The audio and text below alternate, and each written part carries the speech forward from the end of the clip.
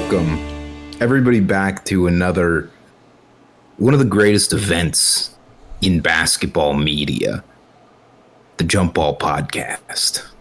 Okay. Yeah, that's where we're at right now. That was intense. I didn't know where you were going with that. It's a big day. Today it's just me and Brock. AJ is unable to join us, so we're gonna be talking about some weird old shit, because that's what I like to talk about. And specifically for this bonus or tertiary episode, we're going to talk about one weird old guy. Right? All right. Okay. You with me? Yeah, I'm with you. This man, his name is Rick Barry. Dude, it's weird. He's a weird old guy. And he also was... Clamps, correct. As everyone knows, Rick Barry was Clamps. Many times ago that Rick Barry averages the most steals in All-Star games or something. 3 steals. Yeah. One of the worst facts to know off the top of your head. Most useless. But so we're talking about Rick Barry today, and initially we're just going to talk about his career a little bit, because he does have an interesting career. Some odd things went on there. And then we're just going to talk about how much everybody fucking hates Rick Barry. This is something I didn't I feel like I kind of knew, but when I started researching specifically, I would see lists online of most hated basketball players, and Rick Barry would be above Karl Malone. And Karl Malone's should be in jail forever. Mm-hmm. As we all know. And Rick Barry's just a guy. Rick Barry's just a guy. He was a dick. He wasn't a nice guy, but he didn't do anything illegal. Didn't do anything Carl did. Yeah. It shouldn't even be close, but here we are, Scored more points, so I guess he gets away with it. Shouldn't get away with it. But, so Rick Barry. How much do you know about Rick Barry? Besides that he is Clamps, I know he attended University of Miami. Was a Warrior. Was it San Francisco Warriors? He was there. I know he had a toupee that fell off during a game. I just know he has all those grandsons, Brent and all the other ones. They're actually all his sons. Okay, they're all the sons. Yeah. Brent and then all the others. Yeah, Brent, John, Canyon. Oh, Canyon. No, Canyon Barry. I thought it's the son. No, it's his son. Oh, really? Yeah. He's Canyon Barry's relatively young. Yeah. Well, Rick Barry's not. No, he's still not. Still works. So yeah, Rick Barry. he went to the University of Miami, like you said, and he was really fucking good at Miami. He was kind of ridiculous. Senior year, 1965, long time ago, man averaged 37.4 points a game, and there's no 3-point line. Oh my! So he's just getting buckets. And so he goes into the draft next year, 1960, or that same year, so 1965, second overall pick to the Warriors. Wasn't a territorial pick, because there were some in that draft. Just a good old number 2 overall. He won Rhodey. Guess what his stat line was? Points and rebounds for winning Rhodey. What would be a Rhodey-worthy points and rebounds number? I'd say around 18 to 20, and then for boards, maybe 8 to 12. 26 and 11. That's getting Rhodey. It's a solid Rhodey campaign. Wait, he was a guard too, right? He was a small forward. He was a pretty true small forward. Okay, yeah. I thought for some reason he was point guard, but I was like, why is a point guard getting that many rebounds? But okay, yeah, small forward. And his main selling point, I thought he was just a really good shooter, and he was a good shooter, certainly. Everything I would read about why is Rick Barry good at basketball is he's just fast as shit. Oh, he's like no Fox. He's a little quick guy. He would just and not even with the ball. He would just run around and nobody could stay near him. And so he would just race you to the hoop and beat you there every time. Hey, if it works. And then later in his career, he started shooting better. But like, if you look at his highlights, so few of his highlights are dribbling. He could pass pretty well, but he's just like sprinting and then he's open. It's wild. It's amazing that he had energy to play defense. Normally, if you see And someone, he would be clamps. and Yeah. he clamps on the other end. That's a lot of hustle out there. Gotta give Rick his respects in that degree. His first NBA coach called him the Miami Greyhound because he said he looked like a greyhound the way he ran. So he had that dog in him. He had that dog in him for sure. So that was Rookie of the Year in 66. 1967, he leads the league in scoring. Comes out of the gate hot. Averages 35.6 points a game in his second year. And the team was really good. They had Nate Thurmond, the big man. Yep. He was really good. And honestly, a lot of people I didn't really know. But Nate Thurmond was really good. So they had that, him and Rick. I mean, really, it's all you need. But they get to the finals. He averaged 40.8 points in the finals, and they still didn't win. Lost in 6 games. What's it like? Okay, obviously the shooting was efficient enough to get him to the finals. Like obviously, but like was his shooting splits efficient in the finals, or was he dropping 40 points on he like was 90 very shots? efficient. Okay, he was pretty efficient. Yeah, this was like one of those old eras where like everyone figured out that you can just run fast breaks. And then everybody was like, let's do that every single time. And so the pace is pretty ridiculous. Right. But A little R1L2 for you 2K users. R1L2. yeah, a little R1L2. And so Rick Barry takes him to the finals. He's a scoring leader. He's dope. Like he's killing it, you know. And then after this year, he's up for a new contract. He had a 2-year contract to start, I guess. So it's up for a new contract.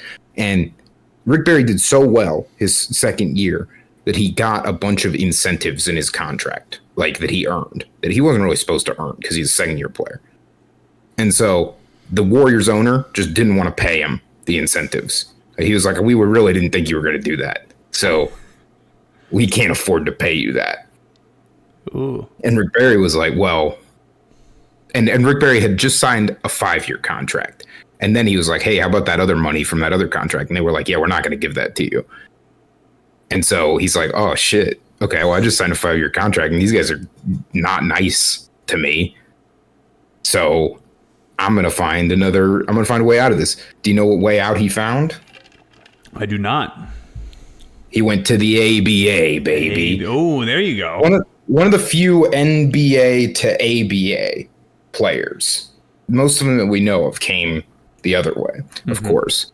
But yeah, he was NBA for 2 years, then went to the ABA, and he's going to be in a legal battle about that contract for the next 5 years. Oh, wow. Like until the contract was supposed to have run out. And so he goes to the ABA, he gets a fucking absurd offer from the Oakland Oaks. Oaks. Which I did not know was a team. And so salary-wise, not that crazy. They given him $75K in salary. Bill Russell, for comparison, is the highest paid NBA player. He's making $100K. So he wouldn't even be the highest paid salary guy. But they're also going to give him 15% ownership of the team. There's the kicker. Yep. So he gets 15% of the franchise he plays for. He gets 5% of all ticket sales. And so is that deal good enough? Are you taking that deal, or you want one more thing? You know what? Give me one more thing. Put a cherry on top. Okay, word. So you know how you went to the University of Miami and then you married your head coach's daughter? Mm-hmm. You remember how you did that, Rick Barry? Yep. Well, how about we take that coach, your father-in-law, and now he's your head coach on the team. Everybody eats. Everybody eats. And so, yeah, they gave him an absurd amount of things, including, hey, your father-in-law can be your coach too, because we know you like him and he's technically a coach. So have at it. So first year on the Oakland Oaks, he's averaging 34 points a game, takes him to the ABA championship.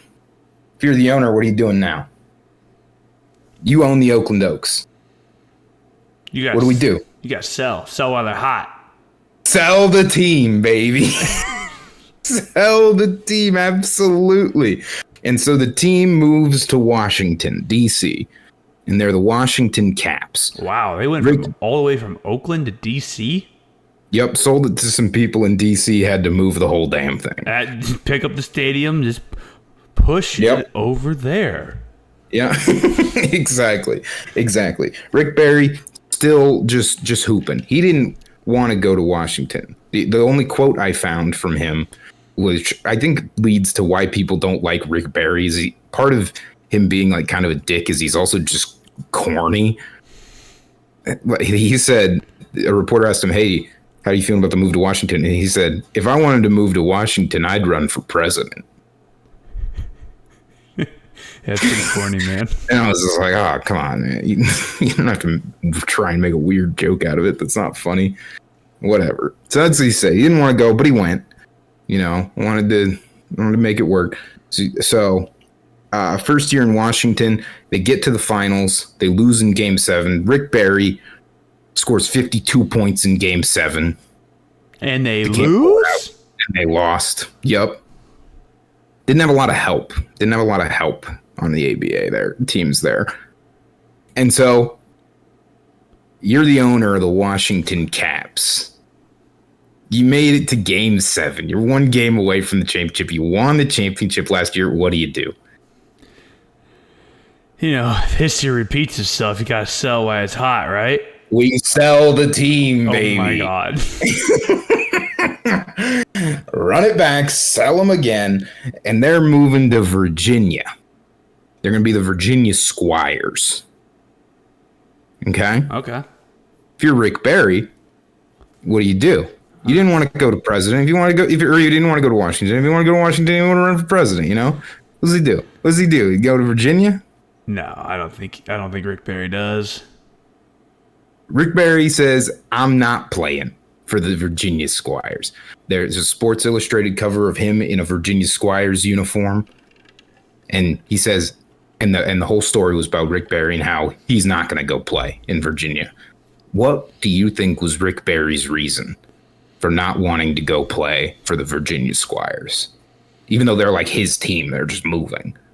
Was it like maybe Miami and Virginia had a rivalry in college, and he holds that against them? Close. Rick Barry said he didn't want his kids to grow up with a Southern accent.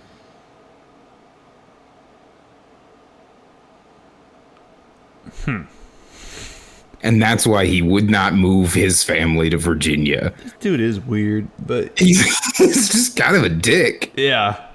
Yeah, I'm like, it's Virginia also. Like, I feel like there's a lot of people in Virginia who probably don't have Southern accents. No. But, and a bad reason, They could just have Southern accents. That's okay, too. But whatever. So he says, I'm not playing for you, Virginia. I'm not going to the South. And then they say, okay, we'll trade you to the New York Nets. So now he's still in the ABA, New York Nets. And he averages 30 points a game for a couple more seasons. And then a couple of late playoff exits, a finals exit. No championships, no additional championships there. And then Rick Barry gets a call. It's been about 5 years Rick Barry's spent in the ABA.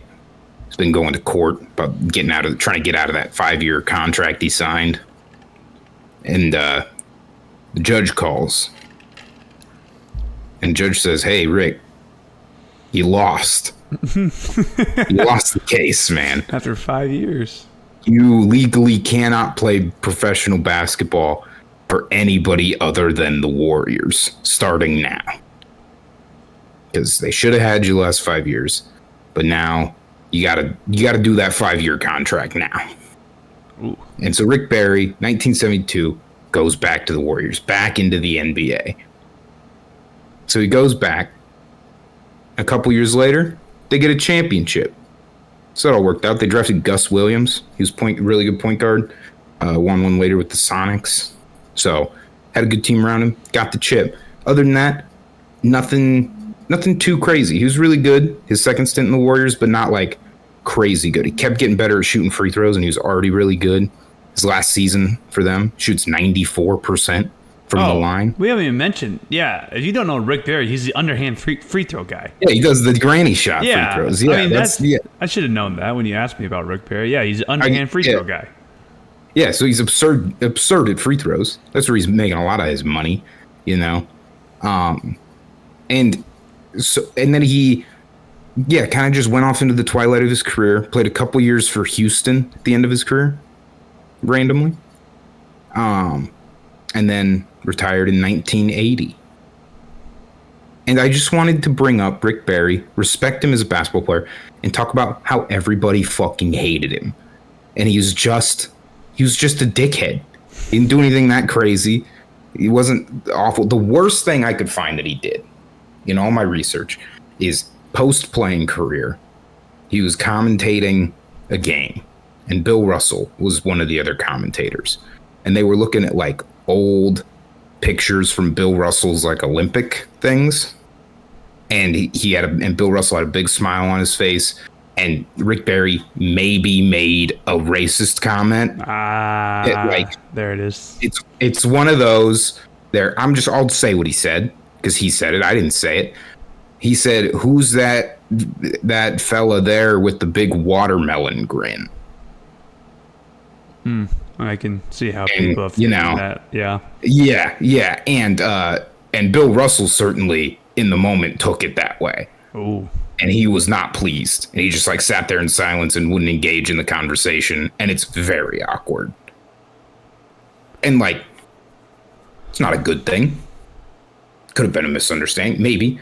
Not going to say it was a good move. It's not Karl Malone level bad move, I don't think. So I don't think Rick Barry should be that hated. But here's some other things people said about him. Here's a couple other reasons why people hated him. So Robert Parrish, he played with him. Old crooked leg. Robert Parrish played with fucking everybody. He really did. He's so old. He played for so long. Robert Parrish just said he had a bad attitude. He was always looking down on you. Nobody liked him. Mike Dunleavy. You know Mike Dunleavy? Mm-hmm. He said, Rick Barry lacks diplomacy. If they sent him to the UN, he'd start World War III.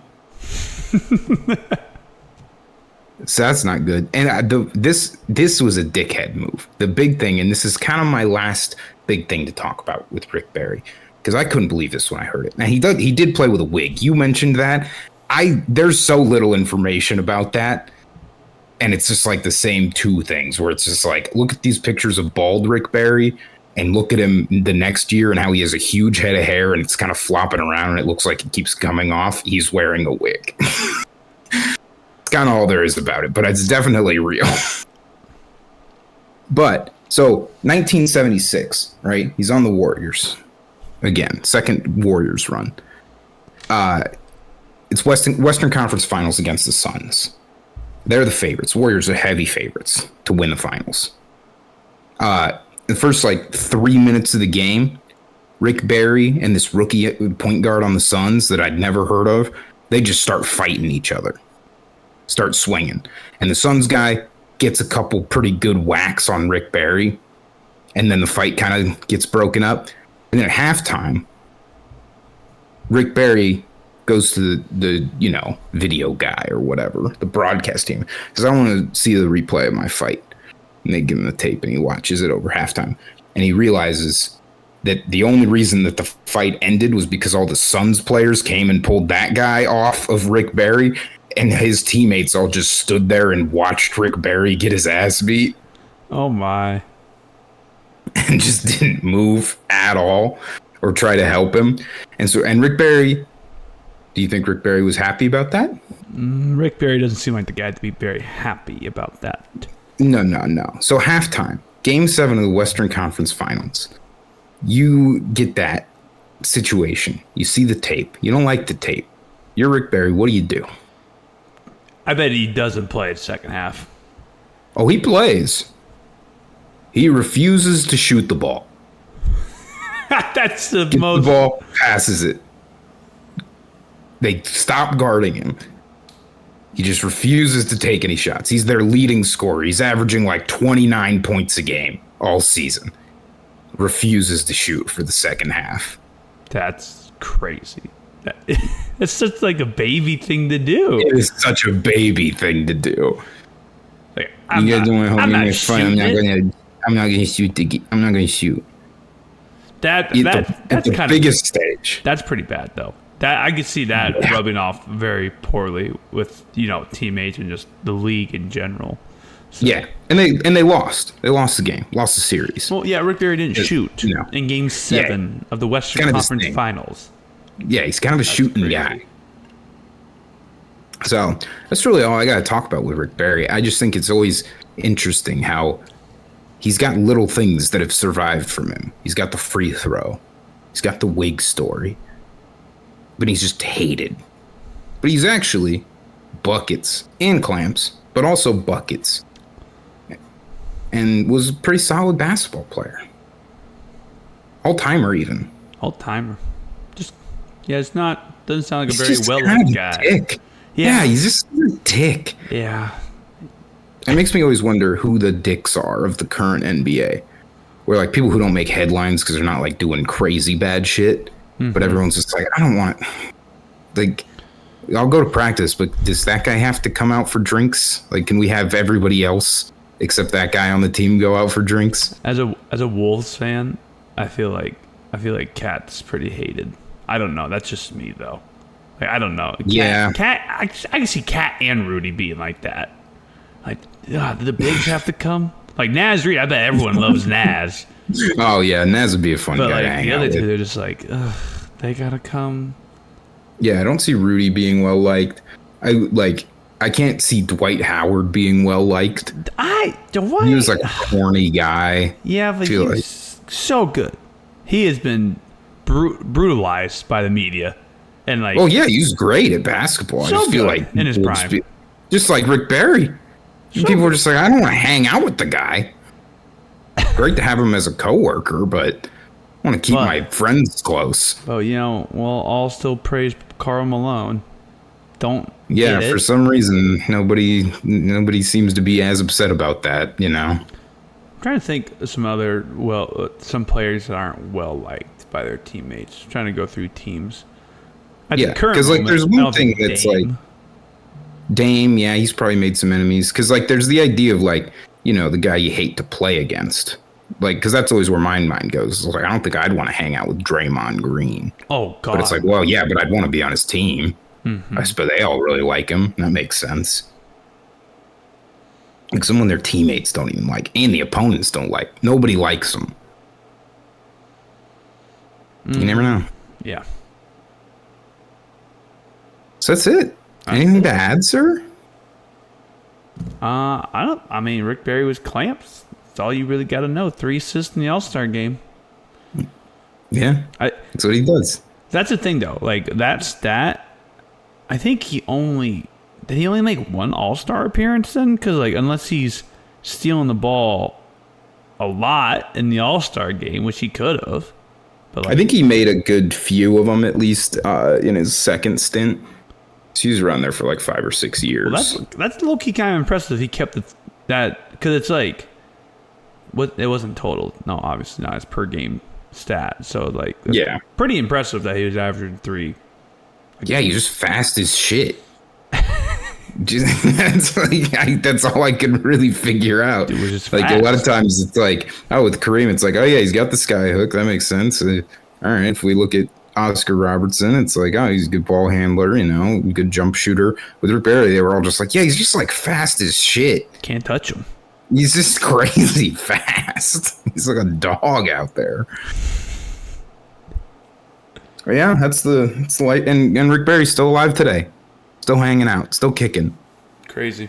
He's like 95 years old or something. You think probably still fast as shit. No, there's no way, man. There's no way he's that fast. Yeah. Well, that's it for this little tertiary episode of Jump Ball. We'll be back next week, back to normal with AJ, and we're doing a lot of guest hosts on the trivia games this season. This is the season of guest hosts. And So we haven't recorded the next episode, but I'm just telling you right now, buckle in. yeah, there's a lot of those. Like we're gonna have the classics. I think we're gonna have Bryce again. We're gonna have JD. Might even have that old man Justin back on. He's so hard Some to of the pin classics, down. and then we brought in, and then we're gonna be bringing in some folks who are gonna be some wild cards. We brought some of them up on the podcast as people that you're gonna get to put a face or a voice to, and you're gonna see exactly the issues that we've had with them over the years. Yep. And who knows? The episodes could go completely and wildly off the rails. They probably will. Yeah, but I think it'll be a good time. No, So, it's gonna be really good. all It's that gonna be matters. good stuff to listen to. This, like I said, buckle in. Oh yeah, it's all content, baby. All right, well, until next week, little jumpers. Bye. Oh, I thought we left that in season like 6.